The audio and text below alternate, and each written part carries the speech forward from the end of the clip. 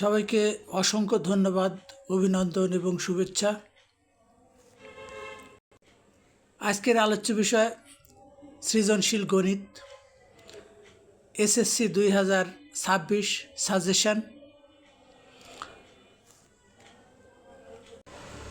আরও জানি সৃজনশীল প্রশ্নের উদ্দীপক থাকে। এখানে দুইটি উদ্দীপক দেওয়া আছে। প্রথম উদ্দীপক, একটি লোহার পাইপের ভিতরের ও বাহিরের ব্যাসার্ধ যথাক্রমে 4 সেন্টিমিটার ও 6 সেন্টিমিটার এবং পাইপের উচ্চতা 6 মিটার। 2 নম্বর উদ্দীপক হচ্ছে, একটি সমবাহু ত্রিভুজের প্রত্যেক বাহুর দৈর্ঘ্য 3 মিটার বাড়ালে ক্ষেত্রফল 27√3 বর্গমিটার বেড়ে যায়। এবার প্রশ্ন ক হচ্ছে, একটি ত্রিভুজের দুইটি বাহুর দৈর্ঘ্য যথাক্রমে 18 মিটার ও 16 মিটার এবং এদের অন্তর্ভুক্ত কোণ 30 ডিগ্রি হলে ত্রিভুজটির ক্ষেত্রফল নির্ণয় করো।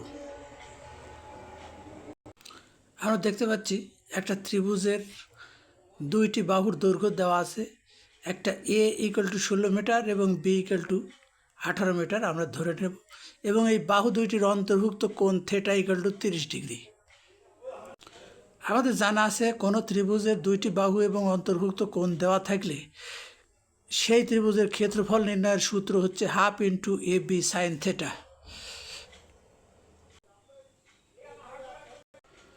এখানে এ এবং বি এর মান 16, 18 বসায় দিলাম, এবং sin 30 ডিগ্রির মান আমরা জানি ½।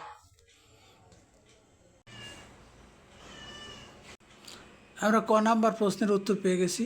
ত্রিভুজটির ক্ষেত্রফল 72 বর্গ মিটার। এবার খ নাম্বার প্রশ্ন আমরা দেখতে পাচ্ছি, সমবাহু ত্রিভুজের ক্ষেত্রফল নির্ণয় করো। সমবাহু ত্রিভুজের প্রত্যেকটা বাহুর দৈর্ঘ্য যদি এ হয়, তাহলে তার ক্ষেত্রফল হবে √3/4 বর্গ মিটার। আবার প্রত্যেকটা বাহুর দৈর্ঘ্য যদি 3 মিটার বৃদ্ধি করা হয়, তাহলে বাহুর দৈর্ঘ্য হবে a+3। সেক্ষেত্রে ত্রিভুজের ক্ষেত্রফল হবে √3/4 × a+3² বর্গ মিটার, যা সমবাহু ত্রিভুজের ক্ষেত্রফল। যেহেতু ত্রিভুজের প্রত্যেক বাহুর দৈর্ঘ্য 3 মিটার বাড়াইলে ক্ষেত্রফল বৃদ্ধি পায় 27√3। সুতরাং বড় ত্রিভুজের ক্ষেত্রফল বিয়োগ ছোট ত্রিভুজের ক্ষেত্রফল = 27√3। √3/4 কমন নিলাম। কমনের √3/4 পক্ষান্তর করে বাম পাশ থেকে ডান পাশে পাঠিয়ে দেওয়া হলো। ফলে কি হলো, ভাগ হয়ে উল্টায় গেল।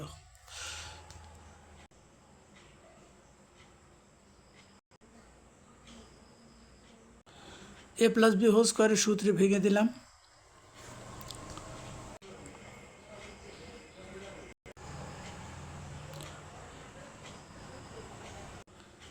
আমরা নির্ণয় সমবাহু ত্রিভুজের প্রত্যেকটা বাহুর দৈর্ঘ্য 16.5 মিটার হবে। এবার এখান থেকে আমরা ক্ষেত্রফল বের করব সূত্র ব্যবহার করে। আমরা খ নাম্বার প্রশ্নের উত্তর পেয়ে গেছি। ক্যালকুলেটর ব্যবহার করে হিসাবটা করে নিলাম, এবং নির্ণয় ত্রিভুজের ক্ষেত্রফল 117.89 বর্গ মিটার।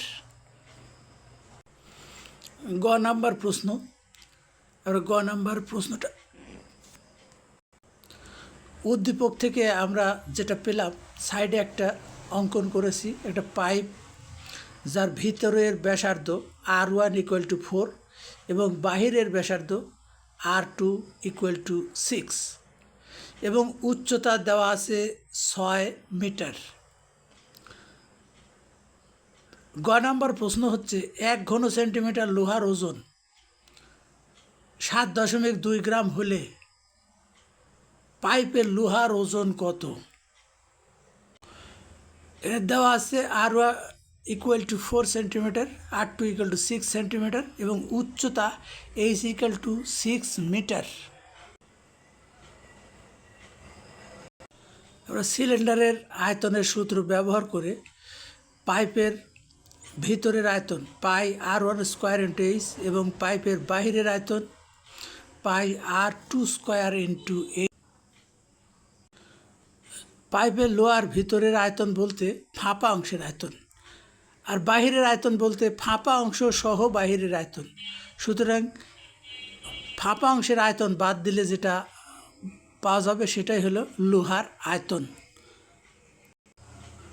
এক্ষেত্রে পায়ের মান, এইচের মান এবং R2 R1 এর মান বসিয়ে আমরা যেটা পাই,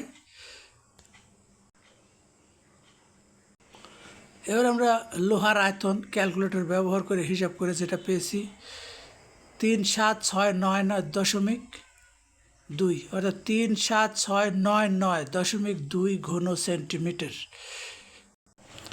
এবার লোহার ওজন আমরা আয়তনকে 7.2 দ্বারা গুণ করব, কারণ প্রশ্নেই বলা আছে 1 ঘন সেন্টিমিটার লোহার ওজন 7.2 গ্রাম। সুতরাং আমাদের লোহার ওজন গ্রামে প্রকাশিত হয়েছে, এবার 1000 দিয়ে ভাগ দিয়ে কেজিতে প্রকাশিত করব। এবার আমরা ওই পাইপে প্রাপ্ত লোহার ওজন ক্যালকুলেটর দিয়ে হিসাব করে যেটা পেয়েছি 271.43 কেজি। এটাই গ নাম্বার প্রশ্নের উত্তর।